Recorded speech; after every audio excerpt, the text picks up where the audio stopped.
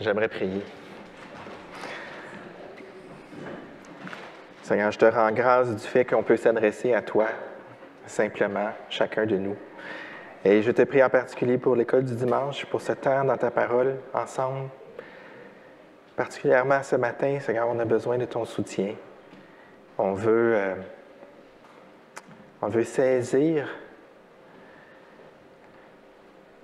les distances que tu as parcourues pour qu'on puisse te connaître et le privilège qu'on a de te connaître.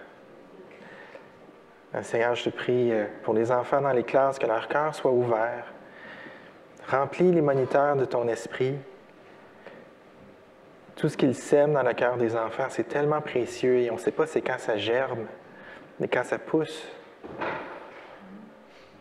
Mais Seigneur, c'est vraiment un ministère important et puissant. Bénis-le particulièrement ce matin, Seigneur. Bénis-nous aussi, comme tu aimes le faire. On est dépendant de toi, Seigneur, et on le reconnaît. Donne-moi d'être clair. Et Seigneur, que ta parole puisse nous toucher et nous transformer. Pour ta gloire, Seigneur, et pour notre plus grand bien. Amen. J'espère que vous vous portez bien. Vous avez là un de mes passages préférés dans la parole. C'est par ta lumière que nous voyons la lumière. Ce matin, on fait un effort pour se tourner vers notre Seigneur, pour pouvoir lui rendre grâce pour toute chose. Oui, les récoltes, oui, le fait qu'il prend soin de nous sur terre. Mais ce matin, j'aimerais qu'on réfléchisse au don de la révélation, au don de la parole que le Seigneur nous a donnée. Et il y a plein de façons de voir la grâce de Dieu pour nous. Et ce matin, je ne sais pas, votre parcours de vie peut avoir été difficile, mais on est reconnaissant que vous êtes ici ce matin. On est ensemble, par la souveraineté du Seigneur, on est ensemble ce matin. Et j'espère vous démontrer que c'est précieux d'être là pour entendre la parole de Dieu. Et pour nous encourager à être reconnaissants, j'aimerais d'abord commencer par parler des rats. Qui aime les rats? On a une, deux. Qui n'aime pas les rats? Bon, bien, ça tombe bien parce que cet homme-là en a tué tout plein en 1957. M. Richer a fait une expérience assez formidable en 1957, assez compliquée comme expérience, mais je vous simplifie ça. Il voulait savoir si les rats allaient nager longtemps. Combien de temps un rat pouvait nager par l'espérance? Qu'est-ce que je veux dire par là? Il a pris des rats sauvages. Il y a toute une partie de description sur comment on capture des rats sauvages sans se faire mordre.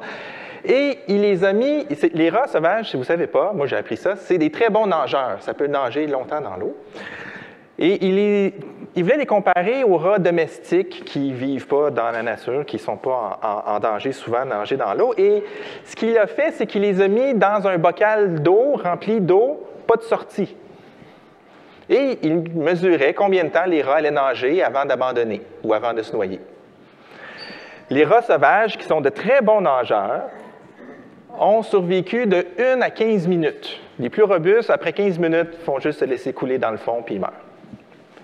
Ils meurent vraiment, il ne va pas les chercher, il constate qu'ils sont morts. On est en 1957, d'accord? Les rats domestiques, il les prend dans ses mains, il les relâche, il les reprend, il les relâche. Il les met dans l'eau 1 minute, il les enlève de l'eau. Il les remet dans l'eau 1 petite minute, il les reprend.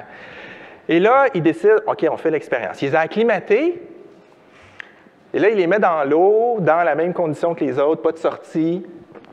Et là, la question, c'est, comment croyez-vous que des rats, qu'on a conditionnés à, de temps en temps, il y a une main magique qui vient nous prendre pour nous sauver, combien de temps ces rats-là ont nagé avant de mourir? Plus longtemps ou moins longtemps? Plus longtemps. Fait que ceux qui pensent moins longtemps, qui pensent plus longtemps, ça a l'air contre-intuitif. Effectivement, ils n'ont pas nagé 15 minutes, ils ont nagé 60 heures. La moyenne était 60 heures. 240 fois plus. pour avoir juste été conditionnés vite à... Bon, lui, il fait une lecture très, très anthropomorphique des choses. Ils ont été conditionnés à espérer. Mais il disait que les premiers meurent par désespoir, tandis que les deuxièmes avaient appris qu'ils pouvaient être secourus. Savoir, c'est puissant. La situation n'a pas changé. C'est la même eau. C'est la même situation. Mais ce qui a changé, c'est que même si les rats domestiqués ne sont pas des aussi bons nageurs, ils ont pu durer vraiment plus longtemps. Mais moi, la question, quand on lit ça, c'est on fait toutes sortes de calculs dans notre tête, vous êtes déjà en train de faire plein de calculs. Mais moi, la vraie question, c'est est-ce qu'on est des rats? Parce que vous voyez, des fois, quand on fait des expériences comme ça sur les animaux, puis on tire des conclusions pour les humains, mais est-ce que les humains, on se comporte comme des animaux? Si vous lisez l'Ecclésiaste, oui. Mais ce matin, je veux qu'on pense à la parole de Dieu parce que c'est une bénédiction, la révélation de Dieu. Plus grand que la parole, la révélation de Dieu se révèle. Et avec la révélation, on évite le désespoir. On nage pas dans un monde absurde et obscur, dans le désespoir jusqu'à l'abandon, parce que Dieu révèle des choses. Et non seulement la parole et la révélation nous parlent du salut, mais elle nous révèle Dieu. En quelque part, lorsqu'on arrête notre réflexion à « la Bible me permet d'être sauvé », c'est vrai. Et gloire à Dieu pour le salut. Je ne veux absolument pas diminuer le salut. Mais la Bible fait plus que nous montrer le chemin du salut. Et la révélation de Dieu nous révèle Dieu. La révélation de Dieu, elle est progressive. Dans l'histoire, Dieu s'est révélé progressivement, mais il a aussi utilisé des moyens progressifs. Et c'est ça notre plan ce matin. On va parcourir les différents niveaux de la révélation. On va partir de quand il n'y en a pas jusqu'au niveau plus élevé de la révélation. Donc, au début, on est dans l'obscurité. Une vie sans révélation, on a simplement la vie autour de nous pour regarder. Et qu'est-ce qui, dans la Bible, nous parle de la vie sans Dieu? C'est l'Ecclésiaste. Et voici ce que l'Ecclésiaste nous dit. « J'ai vu tout ce qui se fait sous le soleil, et je suis arrivé à la conclusion que tout est dérisoire, tout est vanité, dans d'autres traductions, autant courir après le vent. Ce qui est tordu ne peut être redressé, ce qui manque ne peut être compté. Je me suis dit en moi-même, voici, j'ai fait augmenter et progresser la sagesse plus qu'aucun de ceux qui ont régné avant moi à Jérusalem. J'ai considéré beaucoup de sagesse et de connaissance. Je me suis appliqué à connaître la sagesse et le savoir, ainsi que la folie et la déraison, est exhaustif. Et je me suis aperçu que cela aussi, c'est comme courir après le vent, car plus on a de sagesse, plus on a de sujets d'affliction. En augmentant sa connaissance, on augmente ses tourments. N'envoyez pas vos enfants à l'école, ils vont être tristes. La connaissance humaine ne mène pas au bonheur, mais mène à la réalisation de la difficulté de la vie. Le problème de la mort, du mal, de la fragilité de la vie, de l'absurdité de la vie, c'est ce qui nous attend lorsque l'on cherche, humainement parlant, qu'est-ce qu'il y a. Et il y a des gens qui veulent croire que nous sommes que de la matière. Mais pourtant, ce que dit l'Ecclésiaste, encore une fois, c'est que Dieu fait toutes choses belles en son temps. Il a implanté au tréfonds de l'être humain, dans le cœur de l'être humain, le sens de l'éternité, sans toutefois que l'homme puisse appréhender l'œuvre que Dieu fait, que Dieu accomplit du commencement à la fin, sans pouvoir comprendre qu'est-ce que Dieu fait. On est fait pour l'éternité, mais si on n'a pas la révélation, on ne comprend pas. On est poussé vers quelque chose dans notre âme, on sait qu'il y a quelque chose d'autre, qu'il y a quelque chose de plus grand que ce que l'on voit, mais sans la révélation, on n'arrive pas à voir le sens de tout ça. Et même pour ceux qui ont une petite connaissance de Dieu et une vraie expérience avec lui, parce que vous savez, on peut connaître des choses sur Dieu, puis on peut avoir une expérience avec Dieu. Les gens qui n'ont pas beaucoup de connaissances de Dieu et qui ont une expérience avec Dieu, la vie peut être opaque. On va prendre Job. On ne sait pas quand le livre de Job nous est arrivé, on ne sait pas quand Job a vécu, mais avec les indices qu'il y a dans le livre, Job est probablement du temps d'Abraham, ou peut-être même avant. Par exemple, Job agit comme prêtre pour ses enfants, donc il n'est pas après Moïse. On est avant Moïse, bien comme il faut. Il n'y a pas beaucoup de connaissances sur Dieu, Job, on dirait. Mais il a une vie avec lui. Tout ce qu'il sait de Dieu, il le met en pratique. Et Job souffre. Et dans le milieu de la souffrance, Job montre qu'il ne connaît pas Dieu. Si je vais à l'est, il n'est pas là. Si je vais à l'ouest, je ne le vois pas. Où est-il occupé au nord? Je ne peux pas l'atteindre. Se cache-t-il au sud? Jamais je ne le vois. Il a une expérience avec Dieu, mais en même temps, Dieu lui échappe. La souffrance sans explication, c'est difficilement supportable.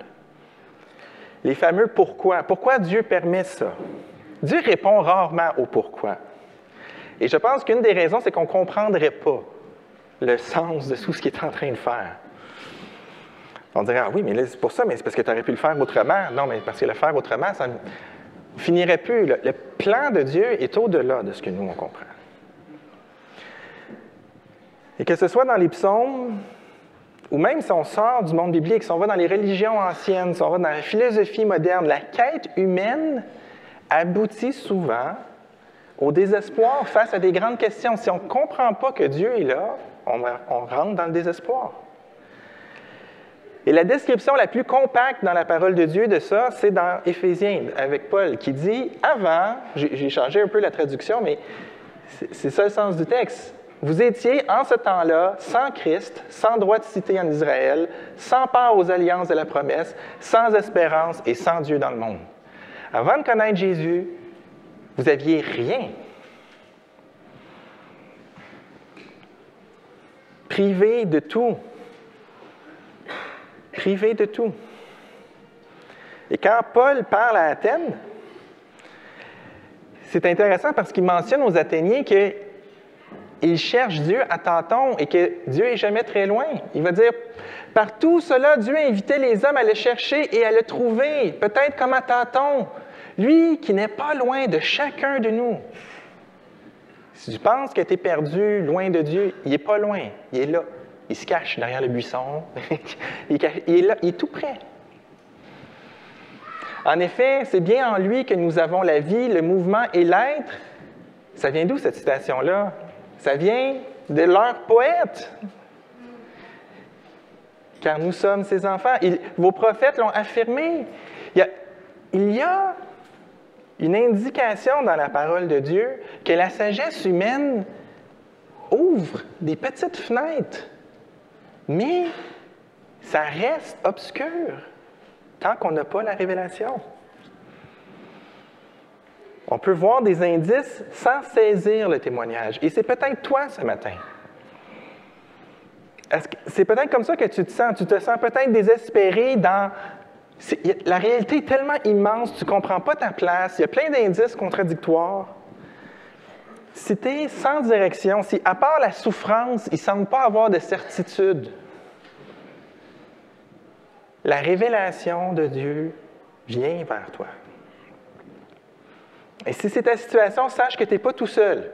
L'humanité entière trempe dans ça depuis toujours. C'est difficile. Les plus fortunés des hommes peuvent s'étourdir dans le luxe, dans le travail, dans les loisirs. Les moins fortunés peuvent se vautrer dans le travail pour essayer d'oublier ça, mais le monde souffre sans espérance. Mais la souffrance n'a pas à être la seule réalité parce que Dieu se révèle. Parce que contrairement à Dr. Richer qui a laissé les rats mourir pour noter combien de temps ça allait prendre, Dieu ne nous laisse pas dans l'obscurité jusqu'à temps qu'on meurt. Dieu n'a pas laissé l'humanité, malgré le péché, malgré qu'on l'a rejeté, Dieu n'a pas laissé l'humanité sans piste pour arriver vers lui. Et on va parcourir la révélation progressivement. On ne va pas s'attarder à chaque couche avec autant de détails, mais vous allez voir qu'il y a une progression et dépendamment votre expérience avec Dieu, c'est une ou l'autre. Vous êtes rendu en chemin à l'une ou l'autre de ces révélations-là. Donc, le premier arrêt, c'est les œuvres de Dieu. Dieu se manifeste dans ses œuvres. Et la plus accessible, c'est la création. Le psaume 19 dit « Les cieux racontent la gloire de Dieu et l'étendue céleste annonce l'œuvre de ses mains. Un jour transmet à l'autre ce message, une nuit en donne connaissance à une autre nuit. » On a déjà étudié le psaume 19 ensemble. Il y a un témoignage puissant et constant qui est dit et qui est redit autour de nous. La création révèle un créateur puissant, d'une beauté, d'un génie infini, un Dieu d'ordre, un Dieu intelligent, au-delà de ce que l'on comprend. Et ça, c'est très différent du chaos que l'on voit dans les religions anciennes, parce que les dieux se battent, puis le monde tient à cause de la guerre qui est là. Et dans le Nouveau Testament, ça nous dit que cette révélation-là, elle est suffisante pour nous éveiller à la puissance de Dieu. Dans Romains, Paul va dire « Car ce qu'on peut connaître de Dieu est manifeste pour eux qui rejettent Dieu. Dieu leur a en effet manifesté. En effet, les perfections invisibles de Dieu se voient comme à l'œil nu. » Dans la création, Dieu manifeste ce qui est invisible pour qu'on le voie. Et c'est pour ça que les hommes sont inexcusables. Tu ne peux pas dire « il n'y a pas de Dieu ». La création est suffisante pour condamner, on va dire ça comme ça. La création dit que Dieu existe, mais ne nous pointe pas encore le chemin pour avoir accès à lui. Par contre, elle dit « il y a quelqu'un. Je suis là. Regarde dehors, il y a un ordre, il y a quelqu'un derrière. » On peut choisir de ne pas le voir, mais c'est là.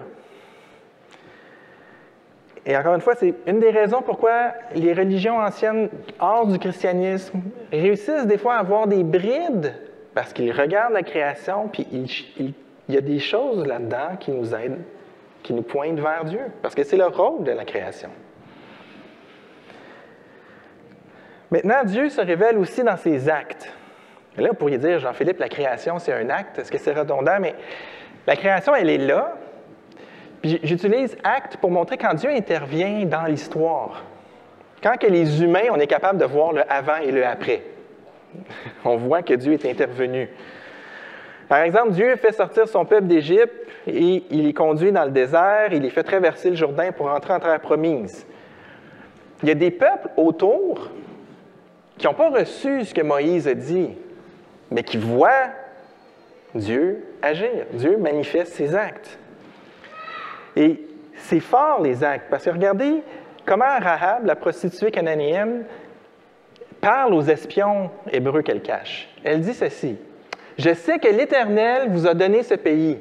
La terreur s'est emparée de nous et de tous les habitants de la région, et tous les habitants de la région sont pris de panique à cause de vous, car nous avons entendu que l'Éternel a mis à sec les eaux de la mer des roseaux devant tous lorsque vous êtes sortis d'Égypte. Nous avons appris comment vous avez traité les deux rois amoréens, Sion et Og, qui régnaient de l'autre côté du Jourdain pour les vouer à l'Éternel en les exterminant.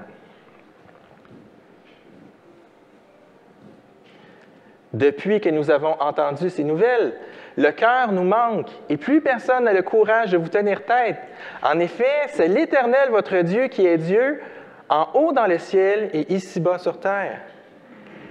Elle n'a que les actions de Dieu. C'est suffisant. Elle a vu ce que Dieu a fait. Et que, oh, mon petit Dieu régional, territorial, est rien comparativement à celui qui a fait ça. Je suis prêt à trahir ma nation, parce que ça, c'est le vrai Dieu. Et l'Épître aux Hébreux nous dit que ça a été imputé à justice à Rahab. Elle a cru que Dieu était celui qui est tout-puissant. Elle n'a pas vu les miracles. Elle a seulement entendu parler des miracles. Bien, vous savez, les actes de Dieu, c'est puissant, ça révèle plein de choses, mais des fois, ce n'est pas suffisant. Parce que sans explication, on ne comprend pas. Le peuple d'Israël, lui, a vu les plaies d'Égypte, a vu la mer séparée, a même reçu des instructions de Moïse. Puis pendant que Moïse était sur la montagne, ils ont fait un veau d'or. C'est pas suffisant des fois de voir Dieu agir. On a besoin de plus. Mais Dieu se révèle dans ses actes. Ça a été suffisant pour Rahab, ça n'a pas été suffisant pour Israël. Mais dans ta vie, Dieu se révèle par des actions. Dans ta vie, Dieu agit. Est-ce que tu portes attention? Est-ce que tu t'en rappelles? Moi, j'ai eu le privilège de venir au Seigneur Jésus, j'avais 12 ans. Je n'ai pas eu une conversion splendide. Je n'étais pas dans l'enfer de la drogue avant, puis du jour au lendemain, tout est réglé. C'est comme un long fleuve tranquille. Mais je peux témoigner de nombreux moments où Dieu est venu intervenir dans ma vie. Et j'ai compris sa fidélité, j'ai compris sa patience, j'ai compris sa compassion. Est-ce que tu remarques où Dieu agit? Est-ce que tu notes les interventions de Dieu dans ta vie de sorte que quand le doute arrive, quand l'épreuve arrive, tu as quelque chose pour te rappeler? Vous savez, quand on étudie le texte de Josué où il traverse le Jourdain, il veut qu'il se rappelle de ce moment-là. Vous devez vous rappeler de ce moment-là. Il va y avoir plein de choses terribles que vous allez vivre. Rappelez-vous de ce moment-là. Et là, j'aimerais ça que vous preniez quelques instants. Posez votre crayon, votre tablette, votre tasse de café, votre téléphone. Fermez les yeux. C'est dangereux. Fermez les yeux. Tout de suite, dans votre tête, est-ce qu'il vous vient un moment où Dieu est intervenu dans votre vie? Vous pouvez dire, je me souviens, cet événement-là, peut-être pas la date, peut-être pas, mais tel moment, Seigneur, je me souviens que tu es intervenu. Mais s'il n'y a rien, pensez à votre enfance, à votre adolescence. Prenez votre première vingtaine, votre trentaine, je suis en train d'en perdre. Les 10 dernières années. Est-ce que Dieu se manifeste?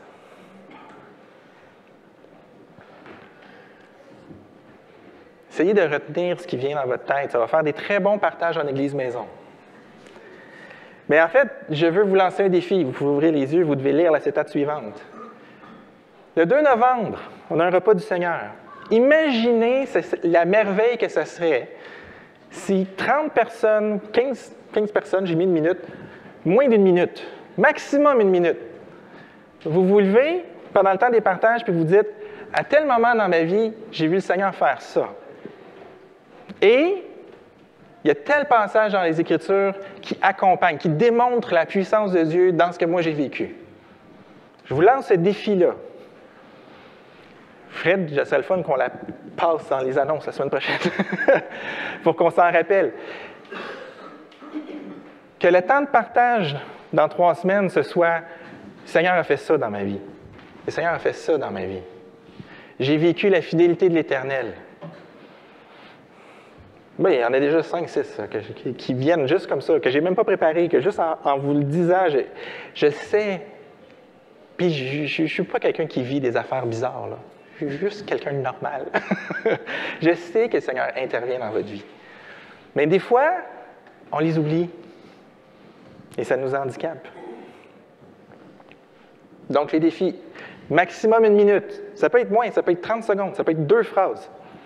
Ce que Dieu a fait, puis le passage qui vous accompagne là-dedans. Puis si vous avez de la misère à trouver le passage, parlez-en avec des frères et des sœurs. Les bontés de Dieu sont dans les Écritures. Donc, Dieu parle dans sa création, dans ses œuvres. Dieu parle avec ses actes. Et Dieu parle par ses paroles. C'est comme un pléonasme redondant, n'est-ce pas?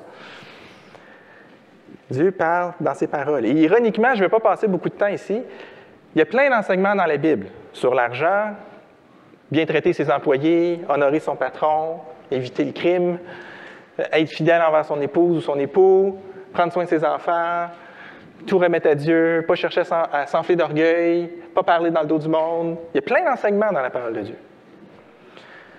Et quiconque applique ces enseignements-là va voir sa vie s'améliorer. Donc, si vous voulez partir une petite business de coach de vie, Vous pouvez tout prendre des enseignements bibliques à la pièce, puis enseigner plein de belles vérités, puis les gens vont être super contents. Ça fait des encadrés Facebook fantastiques. Parce que c'est vrai. C'est vrai. On pourrait retourner au psaume 19 encore, mais dans le fond, les paroles de Dieu sont des bénédictions parce qu'elles correspondent à la réalité, contrairement à n'importe quel mensonge qu'on peut inventer. C'est vrai si vous appliquez les principes de la parole de Dieu. Vous appliquez des principes qui sont conçus selon la réalité dans laquelle on vit. Donc, même si tu es un non-croyant, si tu appliques les principes de la parole de Dieu, tu vas récolter des bénédictions et les gens autour de toi aussi. Elles avertissent et elles dirigent. Si tu ne connais pas Dieu, les enseignements de Dieu vont te dire que c'est un problème, que tu es en danger. C'est un bon enseignement.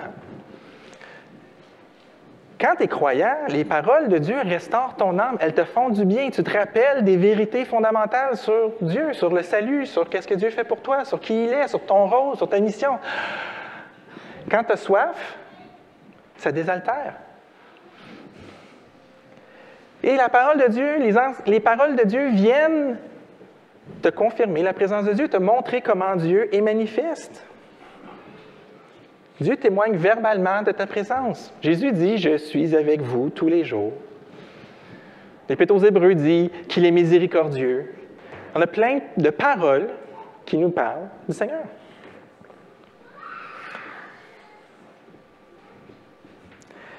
Maintenant, il y a une collection de paroles, un recueil d'enseignements. Okay? Quand vous entendez des gens dans le monde dire « Jésus, c'était un bon enseignant », c'est de ça dont il parle. De faire du bien aux autres, puis tout ça. Okay? Ça révèle la personne de Dieu. Mais il y a ses paroles et il y a sa parole. Et là, si vous êtes attentif, je n'ai pas fait de faute de typographie, j'ai mis un P minuscule. Sa parole. C'est l'ensemble des Écritures. La Bible au complet. Parce que Dieu a dit plein de choses à l'humanité qu'on n'a pas dans la Bible. Comprenez-vous? La Bible, c'est une sélection. Ce n'est pas la sélection du Reader's Digest, c'est la sélection de Dieu pour dire ça va accompagner mon Église tout le temps. Mais Dieu a donné plein d'autres paroles. Dans le Nouveau Testament, on sait qu'il y a des lettres que Paul a écrites qu'on n'a pas. Dieu a choisi de ne pas les garder dans ce qu'il nous a transmis. Mais il a parlé. Mais là, on a sa parole, le volume complet, l'édition 66 livres qu'on a aujourd'hui.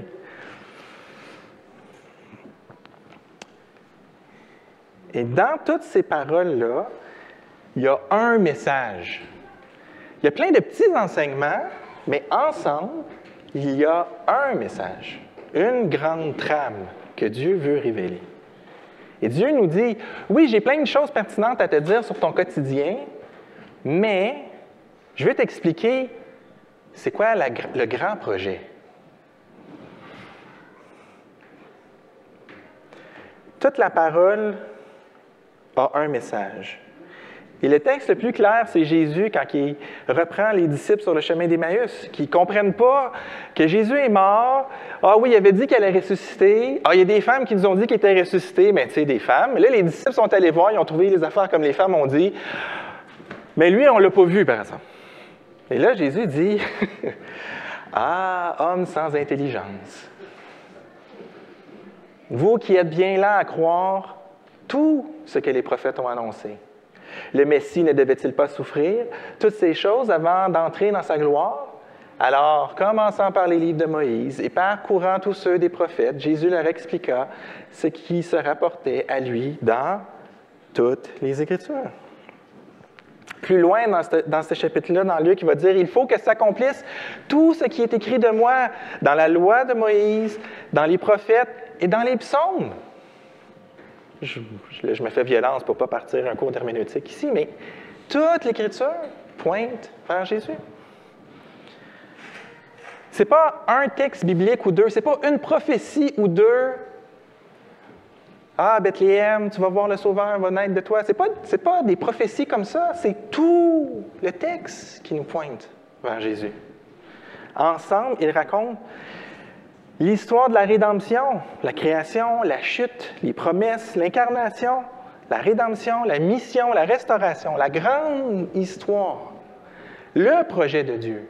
Et nous, on fait partie du projet de Dieu. On arrive à un moment précis dans le projet de Dieu. Dieu révèle ça. Il aurait pu garder caché tout ça. Si vous venez de l'islam, dans l'islam, Dieu, il est juste loin. Il est tout puissant, mais il est loin. C'est pas le vrai Dieu.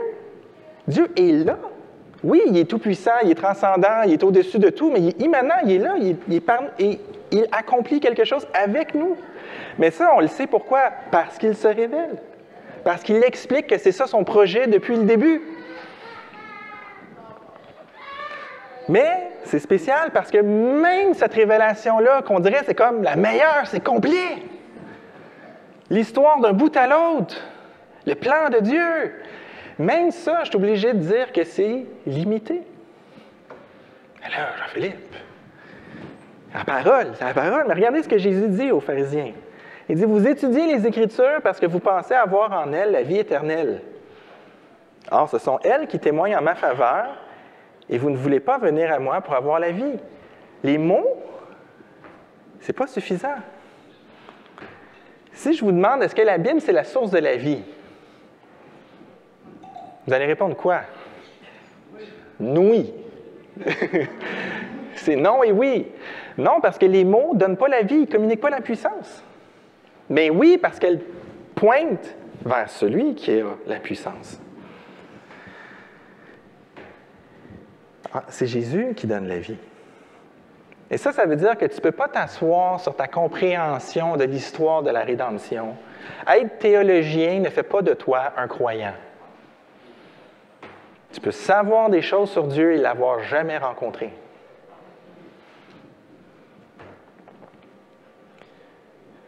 Mais reconnaître l'œuvre que Jésus a fait pour toi, sans même comprendre tout le reste, fait de toi un enfant de Dieu. Quand l'eunuque est avec Philippe dans la charrette, il lise les prophètes Ésaïe, puis que l'eunuque demande « Qu'est-ce qui empêche que je sois baptisé? » Il n'a pas dit, il faudrait que tu fasses un cours d'herméneutique, puis un survol de l'Ancien Testament. Il n'y a pas de survol du Nouveau Testament parce qu'on ne l'a pas écrit encore. Puis,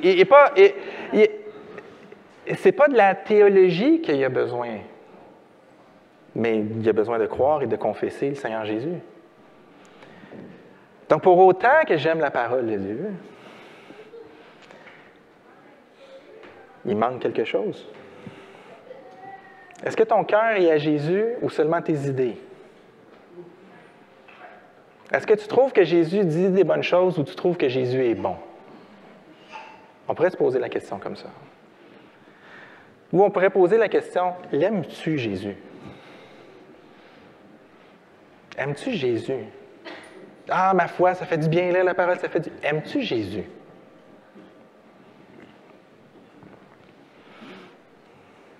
C'est lui la parole.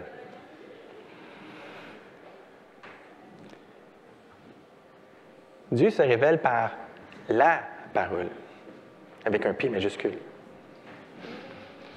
Dans la confession de foi du fellowship, on va changer les lettres parce qu'on veut affirmer que quand on met parole avec un P majuscule, on parle de Jésus. Pourquoi? Parce que dans Jean, on lit qu'au commencement était la parole. La parole existait déjà et la parole était avec Dieu et elle était Dieu. Et que la parole s'est faite chair. Elle s'est faite homme et elle a habité parmi nous. Et nous avons contemplé sa gloire, une gloire comme celle du Fils unique venu du Père.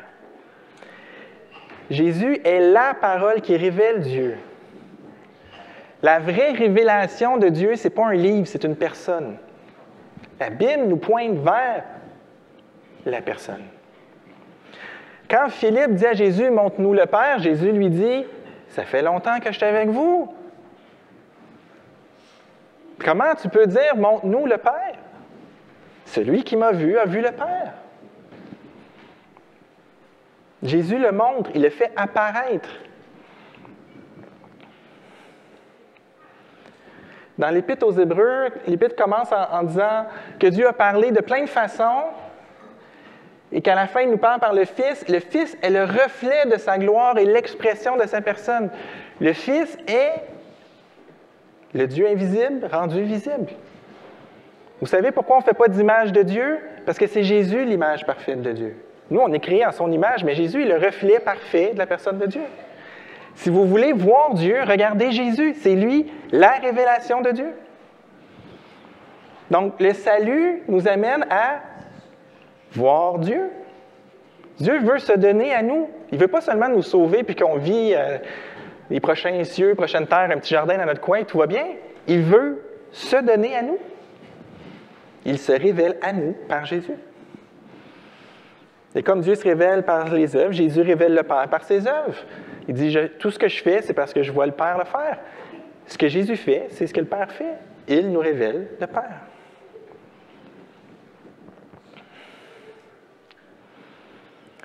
Dieu, dans sa grâce, n'a pas voulu nous laisser nous noyer dans l'obscurité du désespoir. Progressivement et de façon de plus en plus claire, je pourrais dire de plus en plus radicale, il se révèle. Jésus, ce n'est pas seulement un messager, un autre prophète qui vient nous dire des choses sur Dieu. Il nous le montre.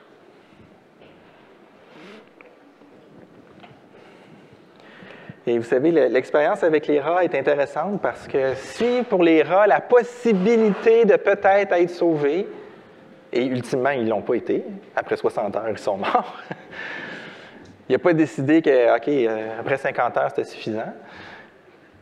Juste la possibilité d'être sauvé leur a permis de se débattre et d'endurer. Nous savons que nous serons sauvés. On ne l'imagine pas. Dieu l'a révélé. Il ne nous laisse pas essayer de deviner, je vais-tu gagner mon ciel? Est-ce que je prie assez? Est-ce que je... Il le dit, il le promet, il montre qui il est. À quel point on peut endurer lorsqu'on est conscient de la personne de Dieu. À quel point on peut passer au travers.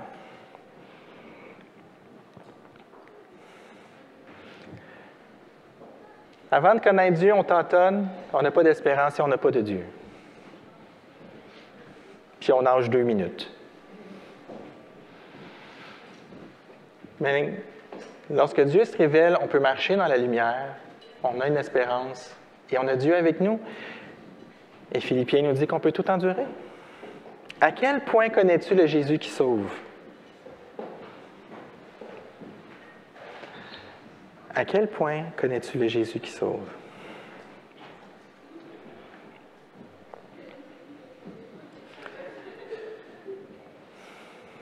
Je suis en train de faire 2-3 calculs, là. Donnez-moi une seconde.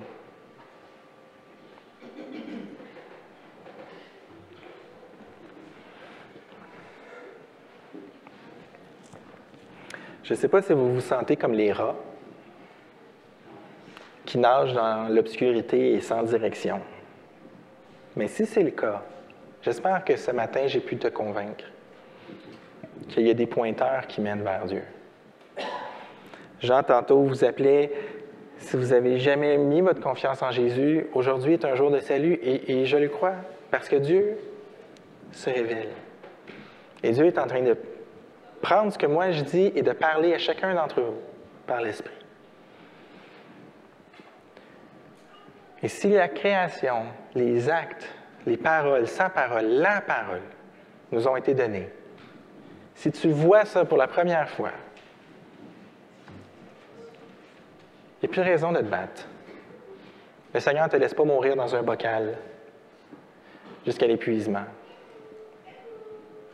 Mais pour ça, il faut que tu tendes la main. Seigneur Jésus, je rends les armes. J'arrête de me battre. J'arrête de résister à ton appel.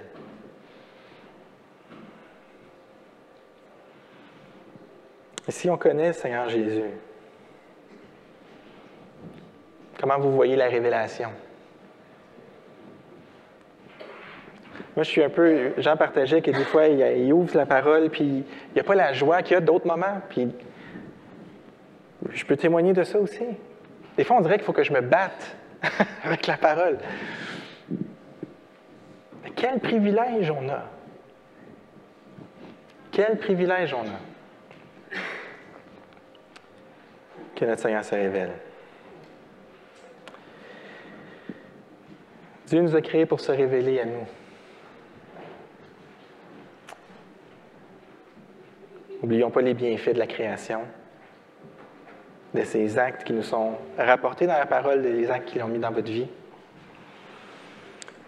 de l'Écriture qui révèle son plan, et Jésus lui-même qui nous donne Dieu. Je ne sais pas si tu t'es arrêté en chemin.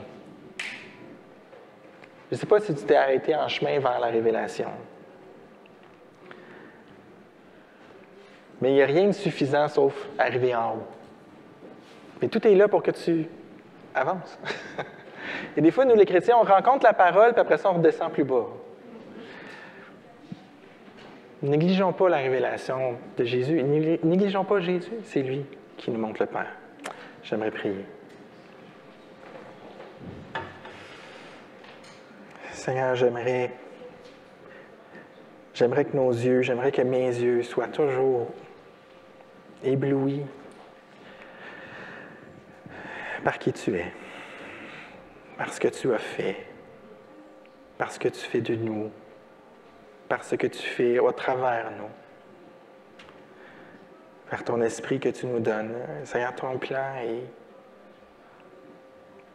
imprévisible, quelque part incompréhensible. Comment qu'un Dieu comme toi pense à nous? Mais Seigneur, tu nous as créés pour qu'on te connaisse. Tu nous as créés pour te révéler à nous. Ne permets pas, Seigneur, qu'on oublie ta révélation. Ne permets pas que l'on néglige à quel point c'est précieux, à quel point on est privilégié, et qu'on ait le cœur brûlant pour te partager aux gens autour de nous, qui ne te connaissent pas, qui nagent dans leur bocal et qui vont se noyer. Et Seigneur, tu veux les secourir et tu le fais à travers nous. Sois vivant, Seigneur, dans nos vies, que nos vies témoignent de toi. Que l'on soit, nous aussi, une révélation de Dieu pour les autres. Amen.